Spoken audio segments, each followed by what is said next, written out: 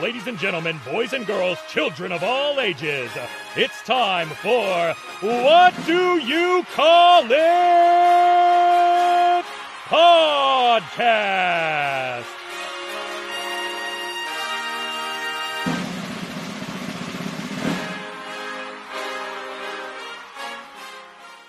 Hello, everyone. Welcome to another episode of What Do You Call It? Podcast. I'm your host, GB, and today's guest is one of my personal favourite actors. And I'm not just saying that because he's literally come to the show. I literally love this man as an actor. His screen credits include Top Dog, Green Street 3, Bonded by Blood 2, Doctor Who, the upcoming Rise of the Footsoldier 5, the Tony Tucker story, which I have a little role in it. Joking, I'm an extra. You probably won't notice me.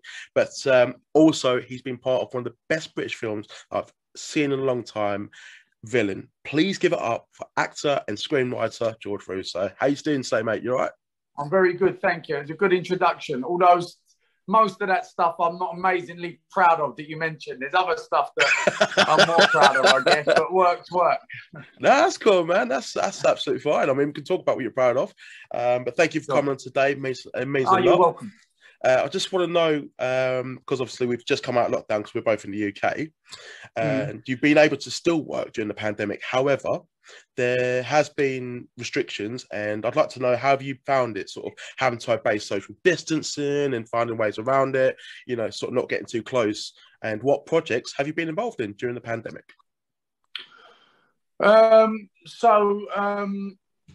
Obviously, the pandemic affected everyone in sort of my industry in a massive way. I had as you said, like I'm a writer as well. Like I wrote Villain, and me and one of the guys I write with, we had a project that we'd had optioned, and we're just about to sign the contract, and the pandemic kicked in, and obviously, like, it all fell through, you know. So it's been really tricky, but it's enabled me to spend a lot more time writing, you know, and which has been great, because I need.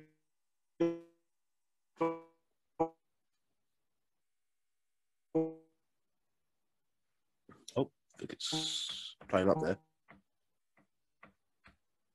Are you still with me? Can you hear me?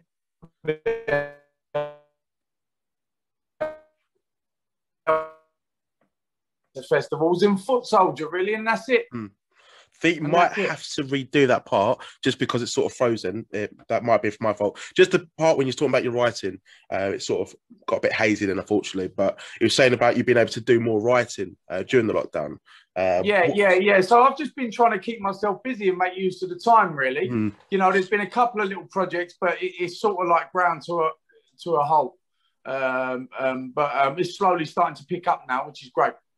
And what projects have you been part of? Sorry, I think unfortunately that's a bit where it did cut off, so I wasn't able to get the answer. So I co-wrote a short that we're just putting into festivals now called Baby Boy, that me and Greg Hall, one of my friends and like a business partner and co-writer, he co-wrote Villain with me, and we wrote a film in which he directed and I acted, and that's just going into festivals now. It's a really cool little movie. And then Footsoldier, and not much else really. It's been really quiet. I'm glad that you did mention Baby Boy, because that's a film I've actually backed. And oh yeah, of course you did. Yeah. So I basically sort of read up on it, and I was like very interested by it, and I'm looking forward to it, because is that currently in post production, as you said? So it's done. It's in post. It's entered festivals now. We're just organising a screening in London. Obviously, you know, that's been tricky to get that organised, but now obviously everything's sort of clearing up now, so we're looking to do that in the near future. But I've seen it, and it's a really good, powerful piece of work. So I think it's going to do well and create a bit of noise, you know. No, I'm looking forward to it. And thank you for backing it. That's right, mate. Honestly, no, but I sort of, I've read up on it, I believe in it, and not just to get a film credit. That's, but no, looking forward to it, man. I do have to ask quickly, what's it like appearing in multiple episodes of The Bill? What is it? Sorry, was the question? What's it like appearing in multiple episodes of The Bill? Well, it was a weird one, really, because The Bill was like one of those jobs for actors that you could sort of go back and do, like every 18 months they would have you back. So it was like a paycheck every 18 months, you know. But I was a lot younger then. I started out as a child actor. I went to like a place in Islington called the Anna Scher Theatre that has churned out some really, you know, like loads of talented people, actors and presenters and musicians. And so I was like a child performer. I'm sort of very reluctant to say child actor because you're not really an actor at that age. You just turn up and you try and say the lines as best you can, you know. And so like all those parts in the bill were when I was a young man, you know. But it was a guaranteed sort of bit of money every 18 months or so. No, that's fair. I had to sort of ask that one. I'd like to know about the theatre school that you have just mentioned. So you was a child actor. Did you have sort of any inspirations, sort of any favourites growing up? In terms of what? Actors or? I'd say actors. I was going to ask about favourite films as well, but I was going to ask, did you have any actors that you looked up to that sort of, okay, he can inspire me? Well, you know, like I grew up pre-internet, you know, there was no internet. And really like pre-video games, you know, there was a few consoles flying about when I was a young kid, you know, and then obviously the Sega and all that come along. But you know, the videos and films, like VHS tapes, that was where I got my entertainment, you know, that and music. Yeah. And obviously books as well. But I didn't start really getting into like books until I was like much older. But like we used to have like video shops, which used to rent VHS tapes. So I would go down to the video shop and just spend hours just in there, just looking at films, you know. And the way that I sort of logically worked out that I wanted to be an actor was like, I was like, well, if I'm an actor, I can be anything. That's the way sort of my child mind rationalized, you know, my what I wanted to be when I was older, you know. Yeah. So yeah, I you know, grew up watching films. That's good. Did you have any favourite films? I'm not going to say, do you have a favourite film? Because I think most people don't generally have that answer. But did you have any films that you'd have on repeat? Well, when I was a kid, obviously, like films like Jaws and Star Wars and The Goonies and E.T. were like a staple. But then as I got older and started to get into films, you know, like as a teenager, like films like The Wanderers and The Warriors, and then obviously like once you discover like the great directors of the 70s, you know, which is the era just before I was born, you know. So like I grew up in the 80s.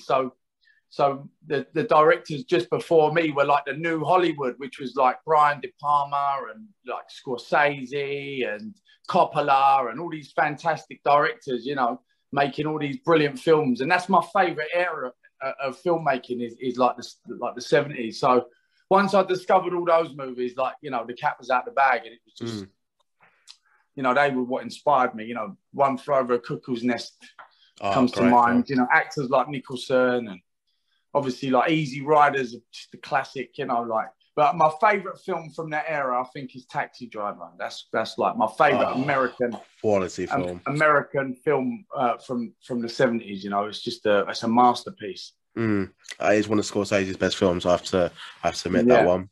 Yeah. So I'd like to talk about the theatre school itself. What was it like, and sort of how long was you there for? And was there any actors that the listeners sort of may be aware of that you sort of interacted with? Yeah. So like I went there with people like Naomi Harris, Reggie Yates, Neil Maskell, Peter Ferdinando. Just like a lot of the EastEnders cast came out of there, like Joe Swash, Natalie Cassidy. You know, like they was all my sort of like era, if you like. But the Anna Scher Theatre School was a special place because it was a place where, you know, the kids from the area, local working class kids that wouldn't otherwise really have an avenue into acting, could put their name down and do acting classes there. And if you were any good, or you had any flair or any passion, or if Anna liked you, Anna Scher herself, she ran the school.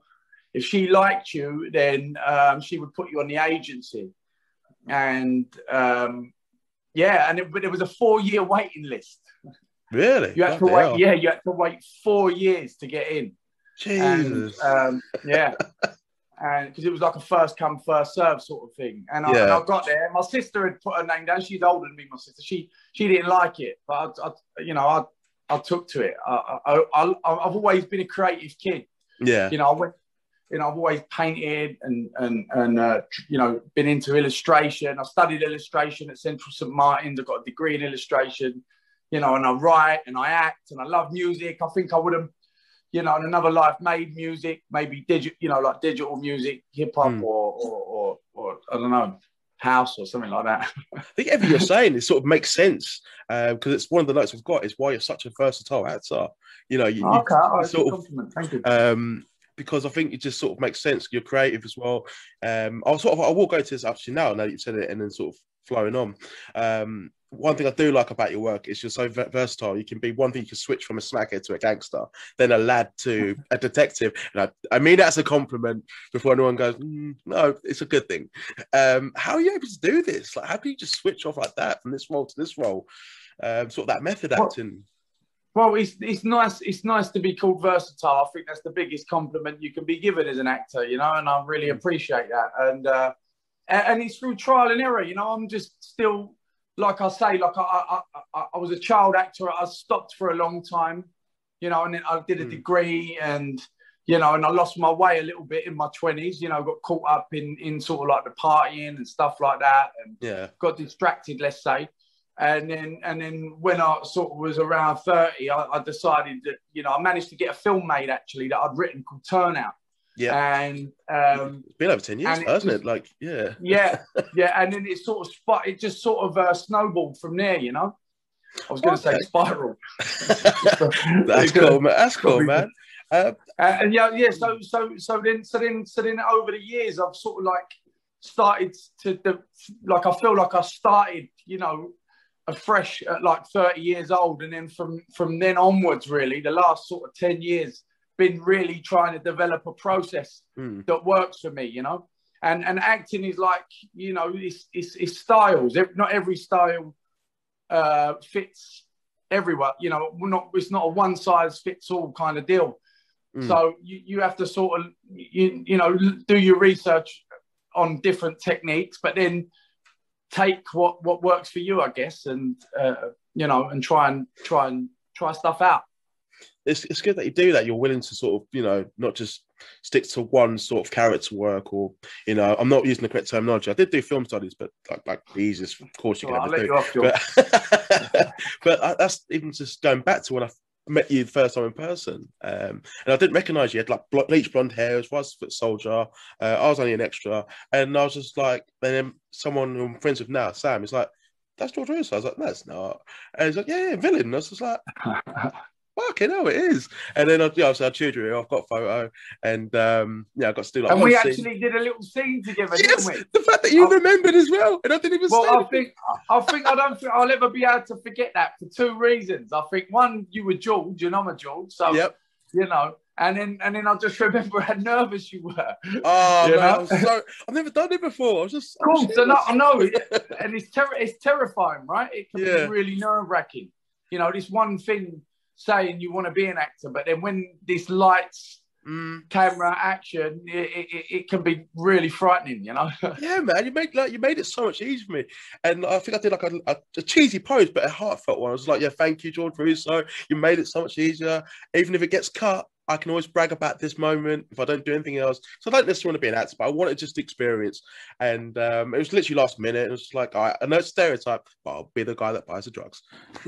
But no, it's a good moment, man. It was a good experience. And the fact that you remembered it and knew that was nervous. Yeah, of course. It's great to have that discussion, and I can also prove people that wasn't lying. But one thing I'd like to ask is, because it's before this episode, it's mainly a wrestling podcast, and I think we had a little chit chat before we recorded. So as you appeared in the Marine 6, and it featured WWE wrestlers, this might go over your head a little bit. You're just like, it's another guy to me. But Shawn Michaels, Becky Lynch, and The Miz. I just want to quickly ask, what was it like being on set with them, if you actually knew who they were? So I didn't know who The Miz were. I didn't know who Becky Lynch were, but Shawn Michaels, like kind of like my era. I mean, when I was younger, I was into wrestling. You know, my era of wrestling is like Hulk Hogan, the Ultimate Warrior, you know, Demolition, all those, the Macho Man, like he's the governor, obviously the Macho Man, Randy Savage, all those guys, you know, Mr. Perfect. So I was big into wrestling as a kid, and obviously Shawn Michaels, he's a legend. He was what was it? I think they were the Heart the Rockers. Were they the Rockers? Yeah. Oh, right, okay. Yeah, well, I remember him anyway. I remember him, and so my friend was directing that film, James Nunn, and he got me in to do that, and it was to do an American accent, right? And so I was practicing this American accent, which I've got better at as the years have gone on. You know, I've had sort of like voice coaching and stuff, and so I'm practicing this American accent, and then when I like the film was on somewhere, it was on Netflix. So obviously, out of vanity, I scanned it through to watch my bit, and and I was really conscious not to do like the typical American accent of the New York cop, you know, the typical New York sort of sound, bit like mafia American accent. That seems to be like the go-to American accent for all people that are not very good at accents. So I really tried to get looking nice, sort of standard American, accent, and he dubbed me. He dubbed me over with some some really bad, like heavy New York pop accent. So like, you know, that was a bit sad, but it got to sort of do a scene with Shawn Michaels. Yeah, so it was at the end, wasn't it? When you're right at the end, right at the end. I was just like, how did they get him in there? But no, it's cool, man. I had to ask about it. I mean, I've got pleased wrestling fans as well, but that's awesome, man. As you nearly have. But I'm not a wrestling fan anymore, but I'm a big MMA fan. I don't watch football. I don't watch anything else, but I follow mixed martial arts and the UFC in particular. Other organisations, but mainly the UFC. Who are some of your favourite fighters? I mean, at the minute, do you know much about? A little bit. Sort of hot and cold of it. I sort of the main fighters and stuff. You know, there's a couple of really good ones fighting this weekend. You got Edson Barbosa, who's a great fighter. He's fighting Shane Burgos, and then you've got Tony Ferguson, and I think I'm going to kill his name, Dario Benush, I think his name is, but they're both really exciting fighters. They're on the undercard. It's going to be a cracker. And then you've got Chandler versus Oliveira for the main event. But my friend got me into mixed martial arts. He was like a pioneer of the sport, and he fought in the very first UFC over here. Nice. At the Royal Albert Hall, and he fought a lot of the greats like Victor Belfort, and he fought like Fabrizio Verdum, who went on to be the UFC heavyweight champ. And, like he had a brilliant career, and so he got me into it. I used to watch him on the English circuit, and we got into sort of mixed martial arts together. We were boxing fans prior to that. But, okay. I will like the boxing. I will watch that if it's the main fighters as well. Like Tyson Fury, Joshua. I'm not really too pleased about them fighting Saudi Arabia, but it's all about money at the end of the day. So you know, they don't care about the fans, but that's their problem, not mine. I'll still watch it. I'll moan, but I'll watch it. I'm not into football or anything like that. I've never been into football really. You know, because a lot of the films that you do, like. Yeah, I've been in a few, but I'm not a football fan at all, really. I was into Arsenal like in the late 90s, early 2000s. Yeah. But then it sort of like petered out. Once they changed stadium, I sort of lost interest. But big boxing fan as a kid growing up. Like that was my sport, and then once the mixed martial arts come along, I sort of lost interest in boxing and just been like following a lot of martial arts. It's just the way it's promoted. Like Dana White is such a good promoter. I do really, really like him. And I watch like the main stuff though. But I don't expect to be talking about MMA and wrestling and a bit of boxing. There you go. That's cool, man. As you do nearly have like nearly 50 credits, which is mind blowing to be fair. It's unreal. What have been some of your most challenging roles? Roles that may put you over the edge, or just you need to take a step back and think, oh wow, this is a bit much. I mean, as time's gone on, I've really tried to give everything to every role now. Yeah. Even if I know that the project's not a brilliant project, I'll do my best to like be the best I can be in it. you know. So at least if it's going to be a piece of crap, I'm going to be the best thing in that piece of crap, you know. Yeah. And so each role brings a new set of challenges and obstacles, and you know, you have to overcome those. So I can't really pick out one in particular. The stuff that means the most to me is the stuff that obviously I've written and been in. You know, that stuff. You know, so it's like Turnout, Villain. And then we did a short a couple of years ago, Smackhead. It was really sort of like a demanding role. And then that's superb, by the way. How long did that take you to film? Thank you. Huh? How long did that take you to film? That is superb. I know it's only like a short film, but oh man, it's amazing. So we shot it in one day, but like obviously like the preparation, I tried to like starve myself and not wash for 3 or 4 days. It showed in the film. And you know, and like tried to look like a drug addict, you know.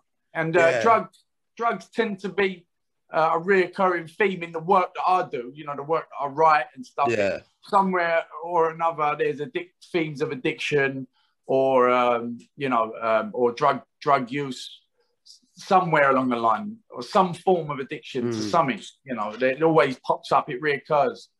Just what we did to the kid's birthday, just like horrible man. But that was really good, man. Like, you got the same wife as well from Top Dog. That's right. Yeah. Lorraine Stanley, amazing actress. She's in EastEnders at the moment, and she's smashing that. But she is a fantastic actress. Is she in? Is it London to Brighton? Yeah, that's where she sort of made. Like, that's how I made a name for herself. It's like Johnny Harris, who's in that as well, and Lorraine. Brilliant. It's a great film. I just ran and watched it. It was just a really good film. But I really want to talk about Villain, because I mentioned it in the intro. I chewed your ear off when I saw you, but Villain is the film that I would associate your best work, in my opinion, and I absolutely love it. I want to know what gave you the inspiration to write this film, and basically what was it like seeing it on the big screen and how it turned out. How proud of the film was you? Cool. So basically, the way it came about was Greg Hall, who co-wrote it with me. He'd been approached by someone about a project, and I read the script, and the script wasn't very good. And Greg tried to rewrite the script and add like his sort of you know, add like what he sort of wanted onto the script. And in this script then ended up like a mishmash of like this real bad script and then good stuff that Greg had written. So I was like, look, this needs to be thrown in the bin, and there's some bones there that we could probably work with, and we could rewrite a really good gangster flick, because being like a working class London actor, I get sent a lot of bad, you know, shit gangster scripts written by people that have never even, you know, seen a gangster. They just watched they've watched Snatch too many times. And I exactly. and they're sitting in their suburban houses at their computer writing cliche stuff because they've watched too many films, you know, and just not very good. And so anyway, this project fell through with Greg, and but already the gears were already ticking away, and it's like that sometimes. You know, you have an idea and it permeates, you know, for a little while. It just floats around, and then you put other pieces together, and then finally you get enough where you think, oh, this has got a beginning, middle, and end. I've got something here, and then you start to put it on paper and navigate your way through the story, you know, and get a structure together. And so I just started, you know, knocking a structure together. I got like a loose first draft, give it to Greg, then me and him knocked heads and really started to put it together. And I knew, you know, I knew that we'd sell it and get it made, because for one, that's a really commercial genre, isn't it? The crime, you know, the crime thriller. And I knew there's not many good British ones really. And the thing was, it's hard. It's a family drama. set against high. But you're the brother stakes. he's just come out, and obviously you're. Yeah, you know, and it's about a guy trying to reconnect with his daughter, and yeah, you know, and that's what it's really about. This guy who just who's got like some family troubles going on, but it's obviously set against this higher stakes environment of like the underworld, if you like, you know. Yeah. So yeah, then we met Bart Rispoli from Ascendant Films, and he liked it and got Phil on board as a director, Phil Barantini, and got it made. I love it. Yeah. Like, it's just, and I think one thing that you must have made you feel good as well, which is like the critical acclaim that it received as well. Because one thing you did say, and I'd like to point out, is you do get a lot of bad gangster genre films, especially based in London. And for this, it was just a standout. It was just so refreshing. And I think that's sort of, you know, last few years now, we are starting to see better written gangster films. Yeah, I mean, like, there's no reason they should be written badly or acted badly, you know. Yeah, why can't we have really intelligent, slick British gangster films, you know, like the Americans do? And I just thought, you know, we're crying out for them. And it's a brilliant genre, the crime genre, if done right. If steered away from like cliche and stuff, you can do some, you know, fun stuff. And yeah, but there's a human element to that film as well, you know, like there's a human story, and that's what people, they don't know it, but that's what people really want to watch. People really want to watch other human beings interact on a human level. Once they become cartoon cutouts with no empathy or no layers, people lose interest. It just becomes like a cliche parody, you know, because there's only so many like scenes you can do with, like, you know, tits and ass and, you know, drug scenes, and it's just like, okay, where's a bit of actual character development, a bit of story, you know. And once you're invested in those characters, like, you know, and you care about them, then you can do all that other stuff, and you'll actually care. You know? You're right. And to hear it from the man that was heavily involved in the film, and obviously me smiling about it and talking about it, and like I still talk about it to my mate Shane, like, to this day, like, it's a superb fucking film. And I think I really appreciate that, you know. I really one thing that sort of threw me off a little bit was how it was marketed, because the poster, it just didn't kind of match the theme. It was like a bright yellow, you know, just like a standard gangster film. And then, but that's not what it was. But yeah, no. Well, the thing was, the original poster that we did is when Vertigo picked it up, who are a great distributor. Obviously, they've got a, you know, covers do sell the film. That is true. That is true. And like from my video shop days, I know that from when I was a kid, looking at the VHS covers, I read the back. You know, I just whatever had the best cover. That's what film I was taking home. You know, and renting. So, but they made it. They made sure that they steered clear of the red and black. They didn't want that. I think that was a stipulation from the producers. You know, like and direct whatever we do, we're not in red and black. Always want to market those films with red and black covers. So they went with yellow and blue. But if you see the American cover, that's even fucking worse. Is that the one with the bad Photoshop? Oh, I think it's frozen again. Bear with me, people. I'm trying. Not sure what's happened. Not a good day for myself. I can hear you. Oh, you can hear me? Cool. No, sorry, mate. Yeah, so you was talking about the American cover of Villain. You said that was even worse than the bright yellow. Absolutely terrible. Absolutely. Is that the bad terrible Photoshop one? That's the... Oh, yeah, it's awful. And it's the one on the fucking IMDb as well. It's like, oh, man, like... So you know, bad. Typical, because it makes it just look like a piece of shit, and it isn't. And like you said, it got really good reviews, you know, across the board, 4-star reviews, you know, New York Times, Critics Pick, and even 3 stars in The Guardian for a sort of Cockney gangster film starring Craig Fairbrass to get 3 stars in The Guardian. 5 stars, that is. Yeah, that's like a miracle, you know. Yeah. So, yeah. If anyone who's listening to this hasn't seen it, go watch it. Ignore the cover. But when you watch it, tweet George Russo, tweet myself, I'm not important, but yeah, but just literally go watch it. It's very, very good. So to wrap this up, because I have really appreciated you coming on the show today, and You're welcome. to just talk about, and the fact that you did remember who I was. Great, happy days. But I'd like to sum it up. If you could pick one actor or one actress that you haven't worked with but would like to, who would you pick and why? Oh, that's a really good question. I'll tell you, I really like Ben Mendelsohn. He's a great actor. He's an Australian actor. He's amazing, and he's just amazingly talented. The problem is acting with these amazingly talented people. They'd probably like just eclipse me and blow me off the screen. You know what I mean? So it's bittersweet.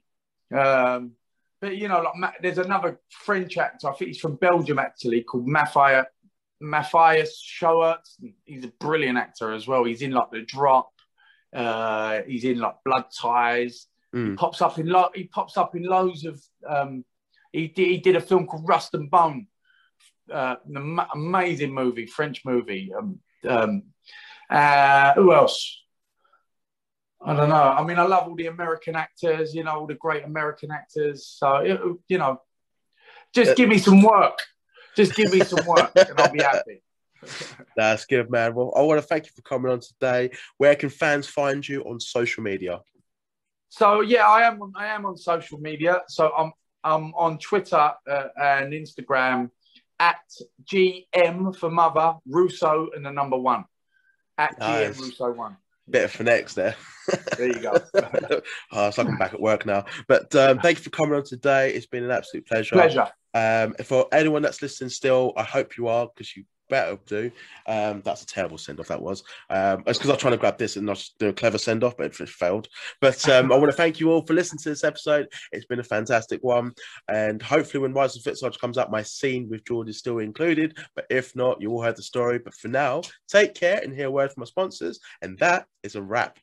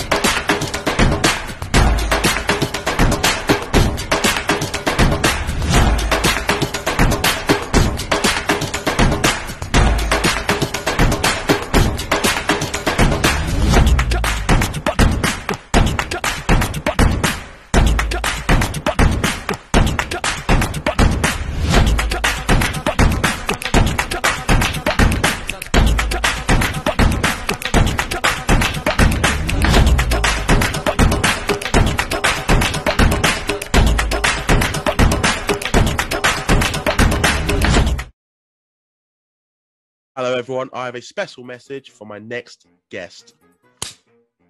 Hello, my name's George Russo, and I'm going to be appearing on the What You Call It podcast.